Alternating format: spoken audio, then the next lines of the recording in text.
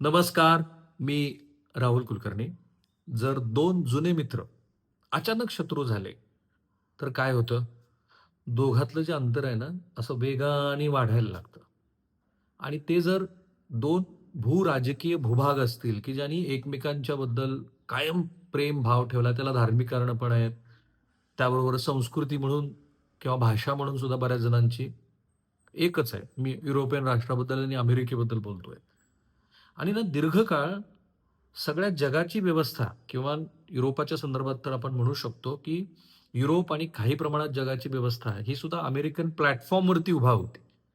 पण आता जर मी तुम्हाला असं म्हणालो, की आता सगळ्या जगाचंच आणि स्पेशली युरोपचं वॉशिंग्टन पासूनचं अंतर हे वाढत चाललंय आणि ते बीजिंग आणि युरोपातलं अंतर कमी होत चाललंय तर.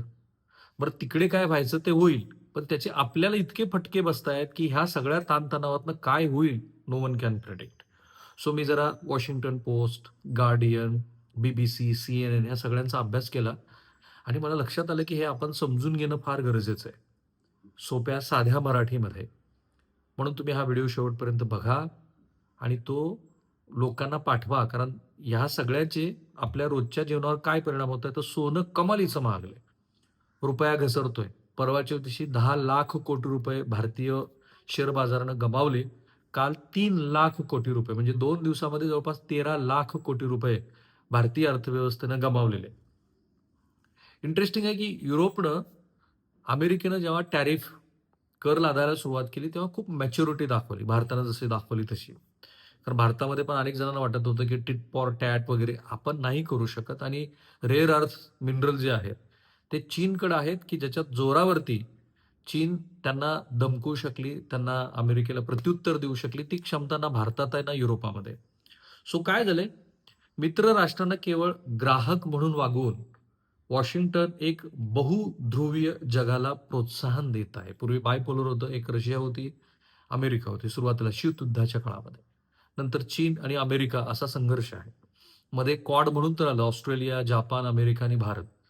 आणि मग ब्रिक्स सारख्या कॉन्सेप्ट वगैरे खूप अशा. पण आता काय बहुध्रुवीय खूप सारे देश एकमेकांच्या बरोबर कोऑपरेशन करताना दिसतात आणि म्हणून युरोपियन युनियनमधल्या एका नेत्याचं, महिला नेत्याचं भाषण भारतात का जास्त पाहिलं जातंय? त्यांनी सांगितलं, की आम्ही FTA फ्री ट्रेड एग्रीमेंट करतोय भारताबरोबर, ज्याच्यातनं 200 कोटी लोकांना वेगवेगळ्या पद्धतीच्या आर्थिक उलाढालीमध्ये सहभागी होता येईल. सो मी जरा या सगळ्या वेगवेगळ्या आंतरराष्ट्रीय माध्यमाचा अभ्यास केल्यानंतर माझ्या असं लक्षात आलं, की आता एक तर जग हे बहुध्रुवीय बनत चाललंय. अमेरिका आता त्यांची प्राथमिक मार्गदर्शक राहिलेली नाही.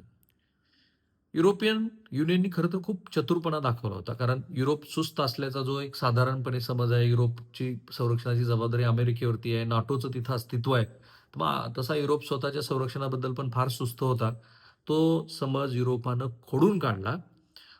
त्यांनी अमेरिकन शुल्कावरती त्वरित सूड न घेता संयम दाखवला. त्याऐवजी त्यांनी आपल्या जागतिक भागीदारीमध्ये विविधता आणण्यावरती लक्ष केंद्रित केलं.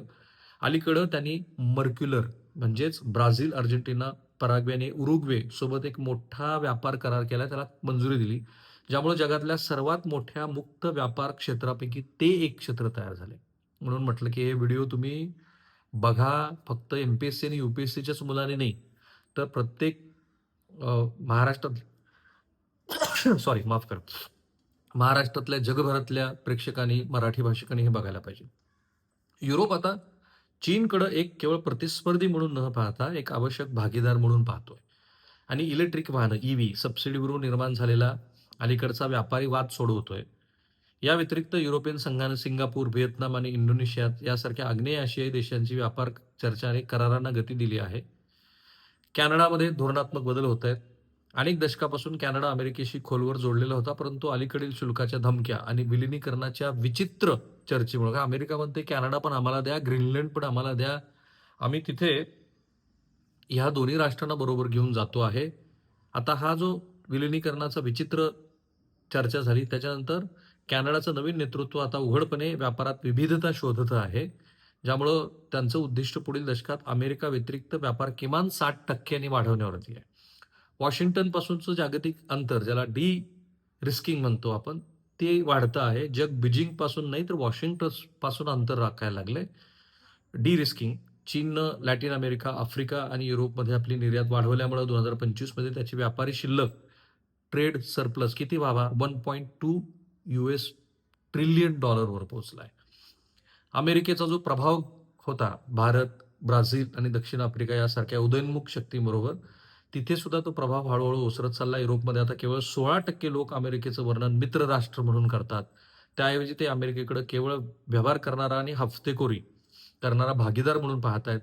ग्रीनलँडचं जे संकट आहे, ज्याच्यामध्ये नाटो अ, ग्रीनलँडला सोडण्यासाठी जो टॅरिफचा वापर करून अमेरिका दबाव आणते आहे, त्याच्यावर माफियासारखा हा दृष्टिकोन आहे, असं सगळं युरोपामधली चर्चा सुरू आहे. आता त्याचा परिणाम काय झालाय?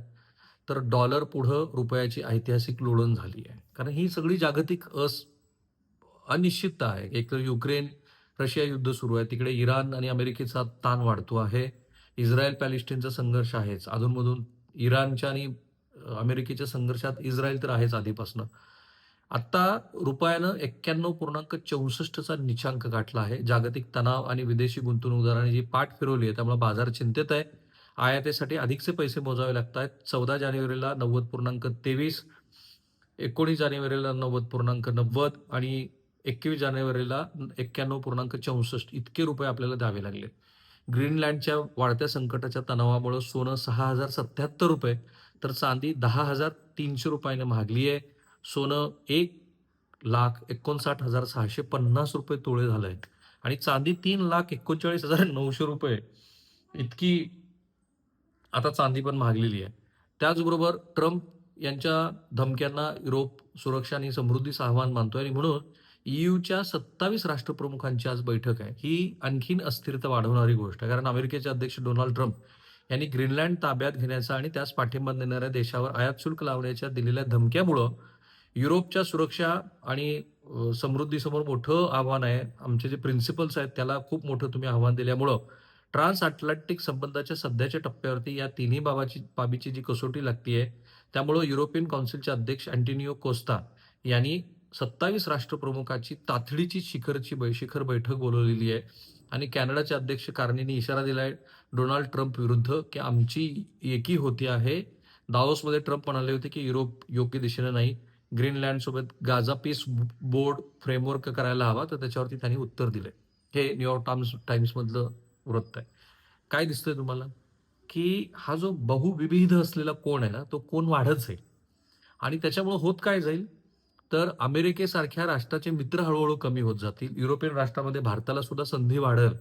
कारण आपला आता चीनबरोबरचा सौहार्द पण वाढायला हवा, वाढतो आहे तो. कोणी एकेकाळी आपल्या देशात चर्चा होती, की लुक ईस्ट करत आता अमेरिकेबरोबरचा मैत्रीभाव वाढवावा.